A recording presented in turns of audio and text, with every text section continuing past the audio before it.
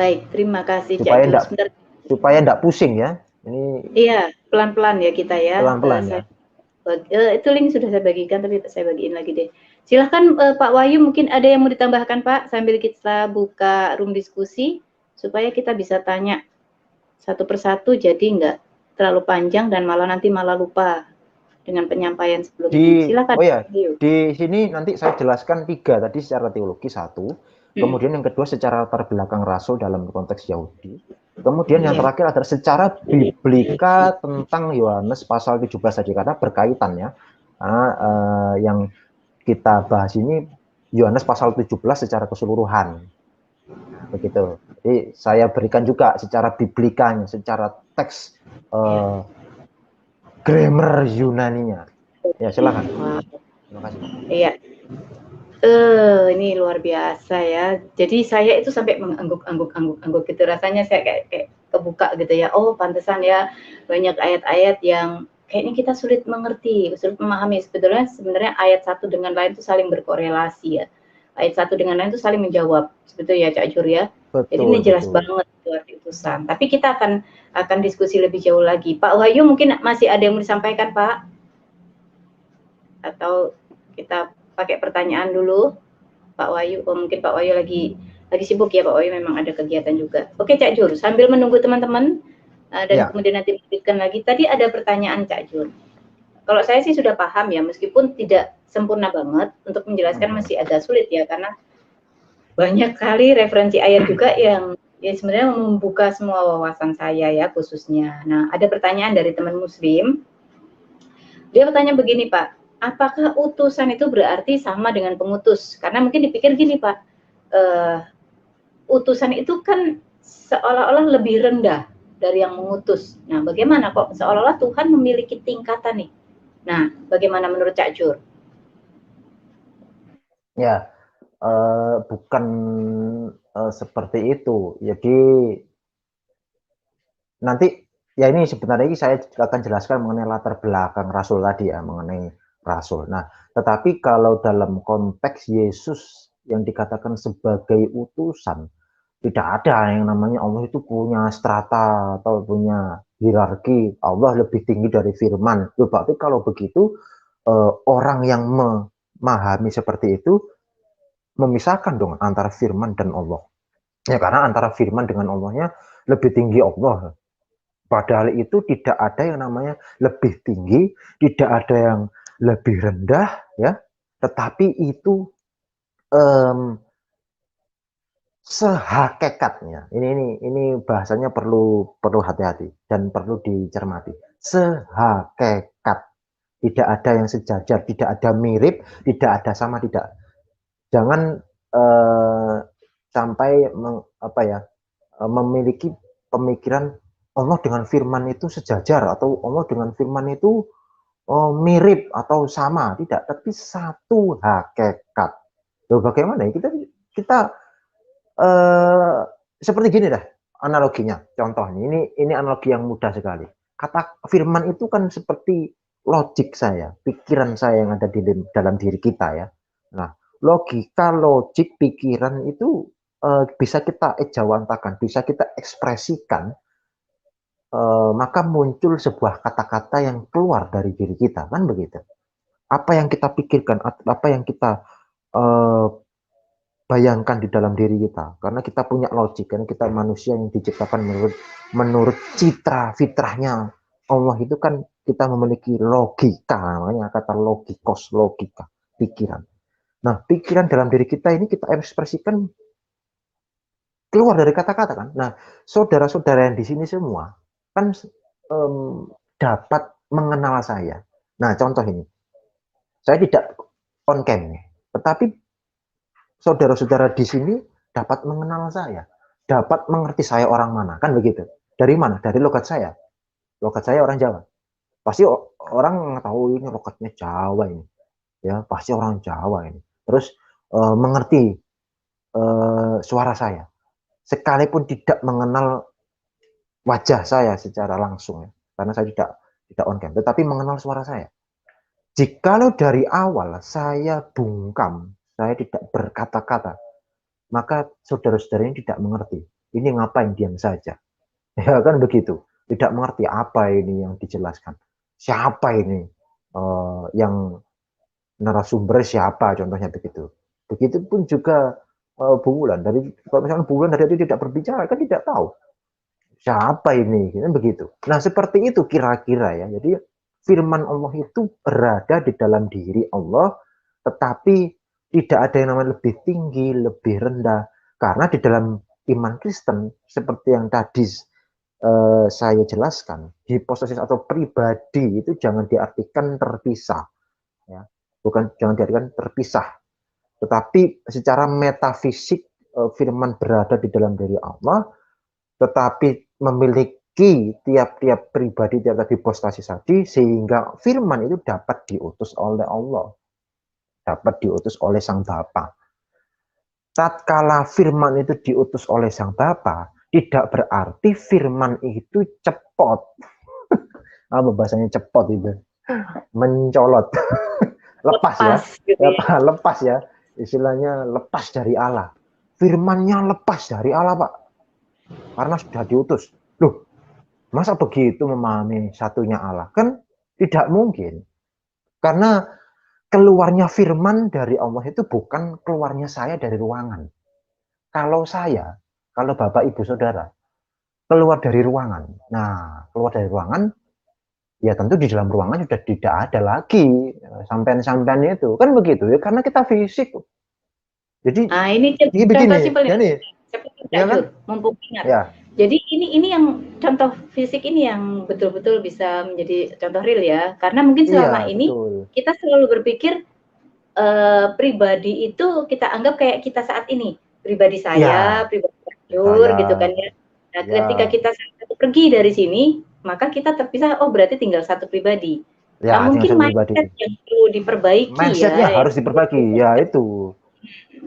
Nah, ini Sama halnya sering, ini ya Pak Cak. betul. Ya, Utusan gimana? tadi kan seolah-olah dia mengatakan bahwa kok ada tingkat gitu ya. Utusan sama Iya, dengan ya, yang mengutus gitu.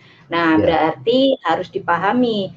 Jangan apa ya, berpikir bahwa Allah ini dalam arti Tritunggal ini Bapa, Anak dan Roh Kudus itu memiliki tingkatan-tingkatan itu ya, Cak Jur ya. Iya, Kalau ya, saat ya, kita betul. punya pemikiran seperti itu, maka yang muncul ya pertanyaan kayak gitu ya, Cak Jur. Benar Iya, enggak, iya. Cak Jur? Iya, betul, betul. Ya. Silakan Makanya saya dilanjutkan. sering, ya, makanya saya sering katakan ya, dimanapun itu saya selalu mengingatkan. Ketika berbicara tentang Allah, itu kita harus menyisihkan atau bukan menyisihkan ya, membuang paradigma, beberapa paradigma. Yang pertama, membuang paradigma matematis. Nah, ini satu. Karena Allah bukan matematika. Satunya matematika beda dengan satunya Allah. Kalau kita satu tambah satu sama dengan dua. Dua diambil satu jadi satu lagi. Bukan seperti itu. Nah, ini harus dibuang paradigma matematika. Yang pertama matematika, yang kedua paradigma fisik. Karena Allah itu kita semua mungkin sepakat bahwa Allah itu tidak bisa dilihat. Allah itu tidak berjisim, tidak berjenis kelamin, bukan ini, bukan itu, ya, bukan merah, bukan kuning, bukan hitam, bukan laki-laki, bukan perempuan, bukan banci. Apalagi bagaimana menggambarkan Allah? Tidak pernah ada. Makanya di Yohanes pasal 1 tidak seorang pun yang pernah melihat Allah. Nah, itu clear. Saya kira semua orang sepakat. Tidak pernah ada Allah itu dapat dilihat, dapat dijamah. Tidak mungkin. Allah tidak terselami. Makanya 1 Timotius pasal 6 ayat 16 dikatakan, dia yang bersemayam dalam terang yang tak terhampiri. Orang Jawa aja tahu kok, tan kenukinoyo ngopo, cedak tanpa senggolan, waduh tanpa wangenan. Apa itu artinya? Dekat tanpa bersenggolan, bersentuhan, jauh tanpa terpikirkan, tidak terpikirkan. Nah, orang Jawa sudah tahu kok, masa kita nggak tahu? Kan begitu, umumnya kan begitu. Kalau kita berbicara tentang Allah, itu paradigma yang harus dibuang, ya, matematika, fisik. Saya kira itu berkaitan juga, dua itu saja mengenai paradigma harus dibuang. Oke, terima kasih Cak Jur. Kita kasih kesempatan dulu ya buat yang di room ya. Ada Pak Arti. Shalom Pak Arti. Selamat malam Pak. Shalom Mbak Bulan. Shalom Ya, Cak Jur. shalom. Ya, shalom. Iya, sebelumnya terima kasih banyak ini Jajur, it's an honor Jajur mau mengupas ini ya mengenai Yohanes 17 nih, saya terima kasih sekali, luar biasa. Ya, sama-sama. Tadi pencerahannya sih bagus sekali, cuman ada yang saya ingin pertanyakan lagi nih Cak Jur. Ya, monggo. Cak, gini Cak, masalah yang Yohanes, saya balik lagi ke Yohanes 18 itu ya, saya masih ada unek-unek nih istilahnya gitu ya, mohon di pencerahan. Iya. Karena di Yohanes 18 ini sebenarnya kan saya sering dengar ya di acara di channel-channel lain yang 18 atau 17, Pak? Yohanes 17 ayat 18. Ya. Oh iya. Iya. Ya itu kan mereka kan selalu mengatakan tentang pengutusan itu ya, Cak ya. Jadi Yesus itu kan diutus gitu kan. Saya dengar di channel bukan Tuhan itu sendiri gitu, bukan hanya pengutusan, hanya ini gitu kan ya. Itu yang saya jadi ada apa ini dengan Yohanes 17 gitu kan. Saya baca lagi. Tetapi gini Cak ya, saya sebenarnya kalau saya bilang itu jawabannya sebenarnya ada di Yohanes 17 ayat 18 itu sendiri Cak. Kalau menurut saya nih ya pribadi ya, saya orang awam, saya luar biasa nih Cak Jur nih punya bisa mengerti bahasa Yunani-nya semua apa. Jadi yang saya ingin tanyakan ini loh Cak, karena penjelasannya ini ada di ayat 18 ini sebenarnya menurut saya. Nah, untuk kata bantunya itu adalah dari Yohanes 17 ayat 14 sampai 16-nya sekarang gini Cak ya, kita kan ini anak-anak Allah ya kan, anak-anak Tuhan ya kan. Jadi kalau anak-anak kita dianggap sebagai anak-anak Tuhan, berarti kita ini yang ada di dunia kan ya. Seperti juga dengan murid-muridnya Yesus gitu kan. Sedangkan Yohanes 17 ini perikopnya adalah doa Yesus untuk murid-muridnya. Nah, pengertian murid-muridnya ini yang menurut saya adalah seperti yang ada di kitab Wahyu ayat 22 ayat 16. Jadi masalah pengutusan itu gitu. Jadi kan dijelaskan di ayat 18 itu seperti kayak sinonim ya Cak ya, sinonim kalau Elohim mengutus aku ke bumi gitu kan ya, ke dunia. Seperti juga dia mengutus mereka ke dalam dunia. Nah ini yang pertanyaan saya ini Cak, merekanya ini siapa gitu loh Cak. Nah ini yang saya jadi pertanyaan terus gitu. Mereka ini apa murid-muridnya saja?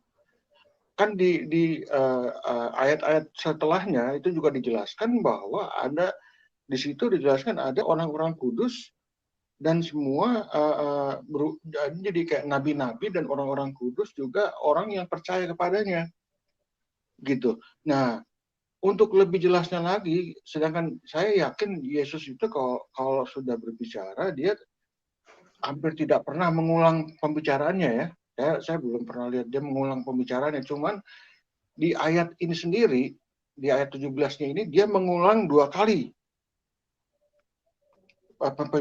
bicaranya mengatakan 2 kali gitu, suatu kalimat yang dia ulang 2 kali. Jadi ada penekanan di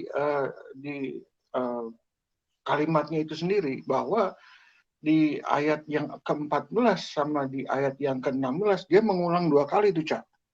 Nah, di sini yang meyakinkan saya bahwa yang dimaksud Yesus oleh murid-muridnya ini ya untuk bukan hanya ke-12 muridnya saja gitu. Jadi yang dikhususkan sebenarnya bukan dikhususkan tetapi menyangkut malaikat-malaikat dan orang kudus dan semua orang yang percaya kepadanya. Karena di ayat 14-nya dia bilang sendiri bahwa ayat 14-nya itu saya mesti Wahyu ya. Aku bukan ini ya, apa yang Yohanes 17 itu ya Pak Arti? Iya, iya Mbak Bulan. Ya, yang Oh, aku Yohanes bukan dari dunia ini Aku ya. bulan dari Itu. dunia ini. iya, yang Yohanes 17 ayat 14, terus dia ulang lagi ayat yang ke-16, dia ulangi lagi itu perkataannya dia gitu. Wow. Oke. Oke. Nah, itu yang Ya. saya jadi pertanyaan tuh, Cak. Itu yang saya makanya berpikir bahwa sebenarnya kan kalau kita yang mengerti ya, Alkitab itu pastinya akan menjawab sendiri, Cak ya.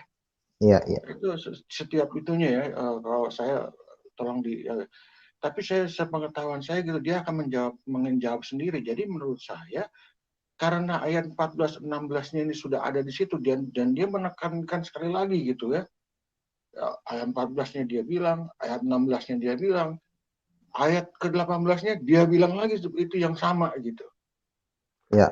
Nah, itu dia yang menjadi saya mengutusnya mereka sama seperti aku mengutus mereka ke dalam dunia.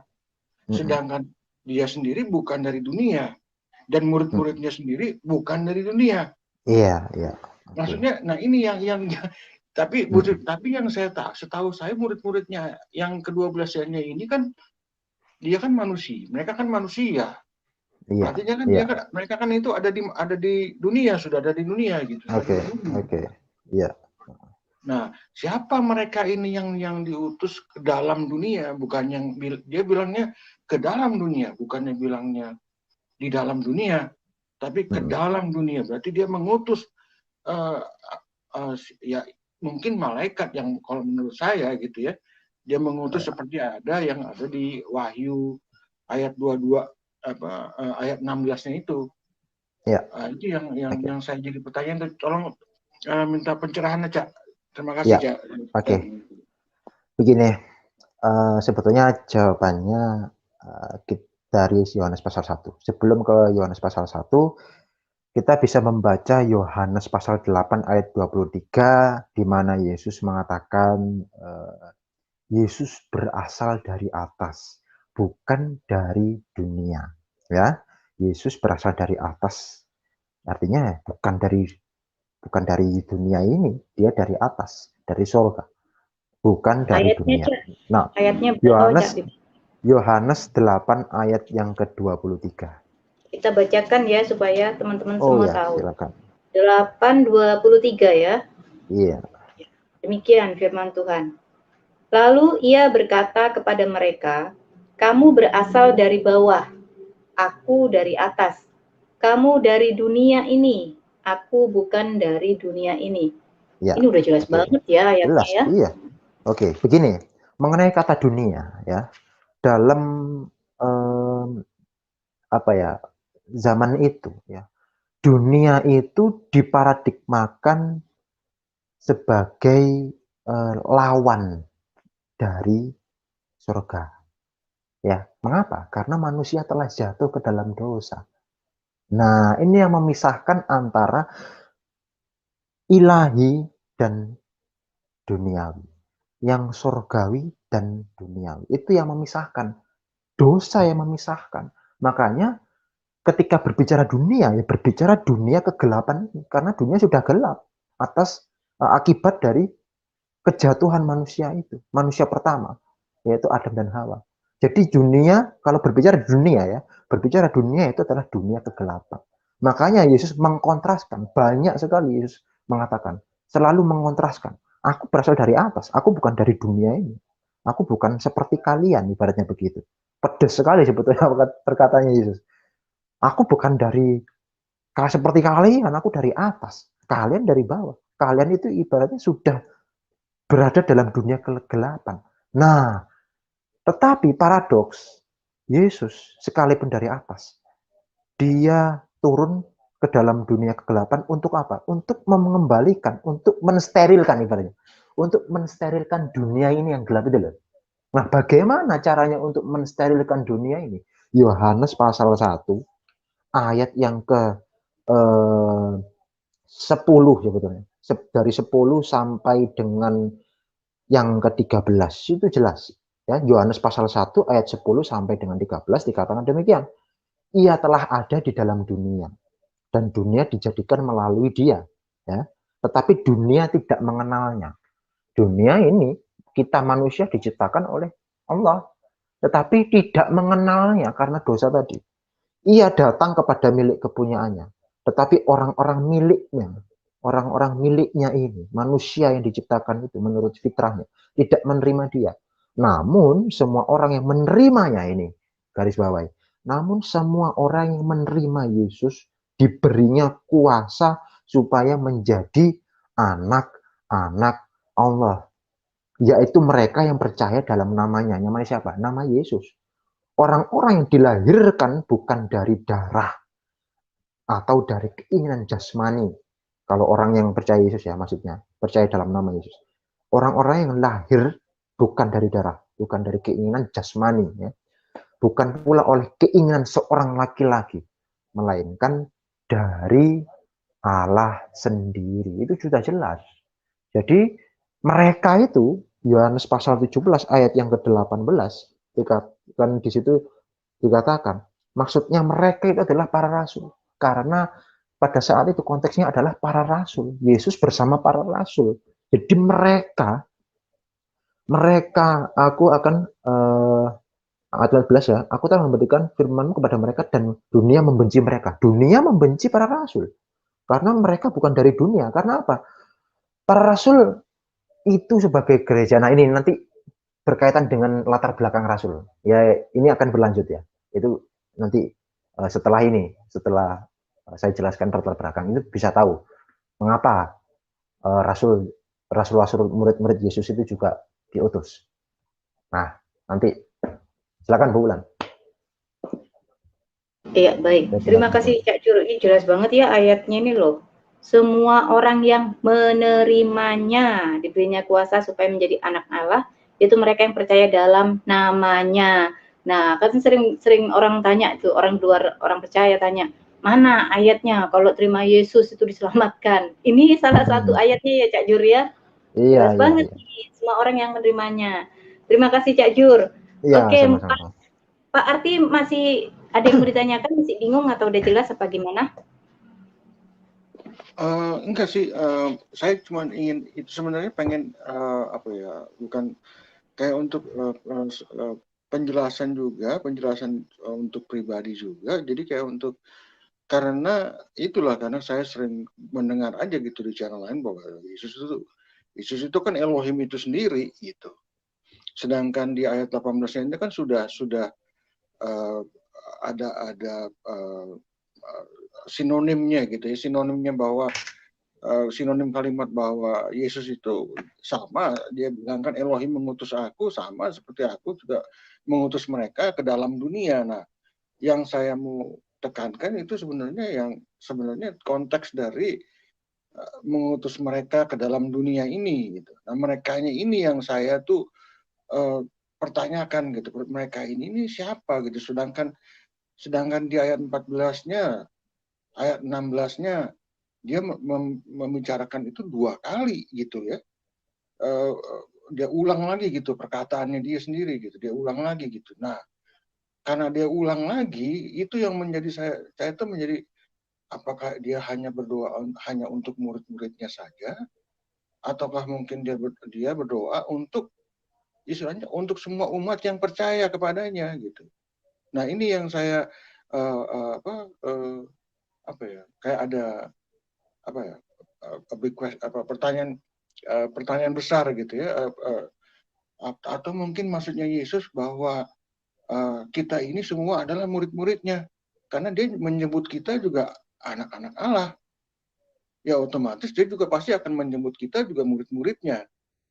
Nah ini yang saya jadi ya itulah kita jadi kayak ada pertanyaan kayak seperti itu, sedangkan di Wahyu 22 ayat 16 itu kan juga dia bilang aku mengutus malaikatku gitu loh. Nah, sedangkan yang bisa mengutus seorang malaikat kan cuma Elohim sendiri kan gitu kan. Iya kan, nggak bisa siapa-siapa yang bisa, nggak ada yang bisa gitu. Cuma Elohim itu sendiri, YHWH itu sendiri yang bisa mengutus malaikat. Nah, makanya saya menekankan kata merekanya ini yang ke dalam dunia ini, sedangkan murid-muridnya kan ya dia kan manusia biasa juga gitu, sama seperti kita, cuman mereka memang rasul ya, mereka memang yang dipilih gitu ya, ke-12-nya ini gitu. Nah, tapi lebihnya daripada ke-12-nya ini kan juga sudah sudah dinubuatkan sebelumnya gitu. Jadi gimana ya, itu ya jadi kolorasinya tuh bahwa masuk mereka ke dalam dunia ini. Nah, ini yang mereka ke dalam dunia ini yang saya tuh kayak kok nggak ini ya, nggak siapa ini merekanya ini gitu, cuma maksudnya tuh Ingin memperjelas ya Pak Arti ya. iya kayak ini cuma manusia, hanya manusia yang diutus ke dalam dunia gitu loh. Apa mungkin yang lainnya juga pastinya diutus gitu, karena kan dia ini sendiri juga, karena dia memang Elohim gitu, dia bisa mengutus malaikat-malaikat dan semuanya ke dalam dunia gitu. Nah, karena kata-kata ke dalam dunianya ini, bukan di dalam dunianya ini yang jadi pertanyaan buat saya gitu ya. Jadi berarti kalau menurut ini saya bahwa Yesus itu mengutus yang dia sedang berdoanya, yang dia menamakan murid-muridnya itu, mungkin pada saat itu memang mungkin yang ditujukan untuk ke-12 muridnya gitu. Tapi mungkin pengertiannya tuh luas gitu kali ya. Mungkin pengertiannya bahwa di lain pihak itu murid selain, jadi kayak selain murid-muridnya gitu, murid-muridnya dan gitu loh, dan mungkin malaikat dan semuanya gitu yang dia utus ke dalam dunia gitu. Ini yang dia, karena dia mengatakan 2 kali itu loh yang saya tuh jadi, kenapa dia bisa mengatakan 2 kali gitu. Ini yang jadi penekanan buat saya gitu, yang jadi